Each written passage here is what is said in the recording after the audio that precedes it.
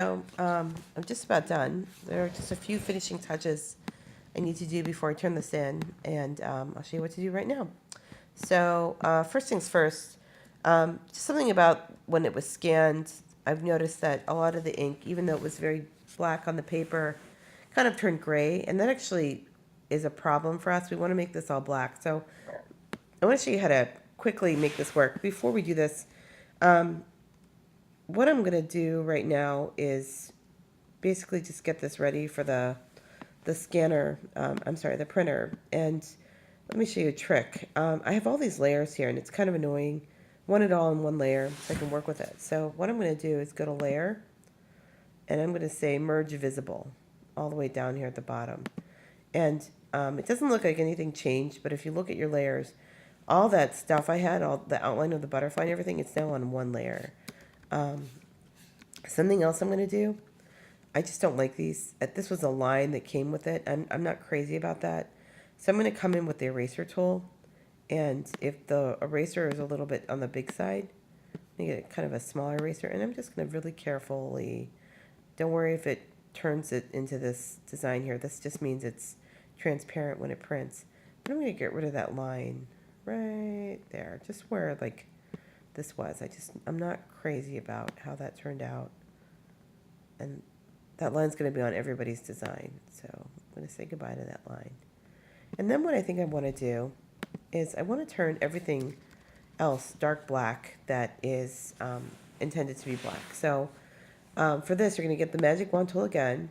This time, again, make sure you sample all layers just in case. Contiguous should not be checked, and you're going to click somewhere in the white area of the design.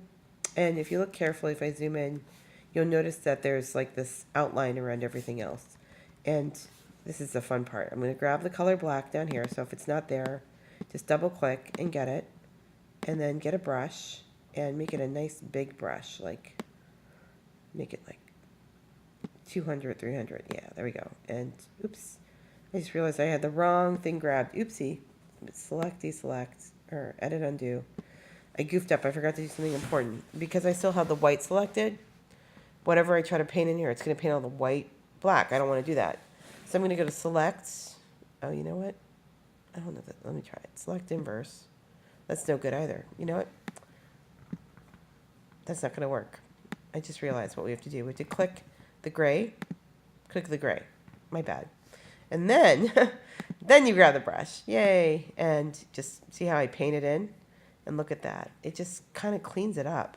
It's beautiful. And I mean, it just took what was already there, which looked awesome, by the way, and just kind of made it a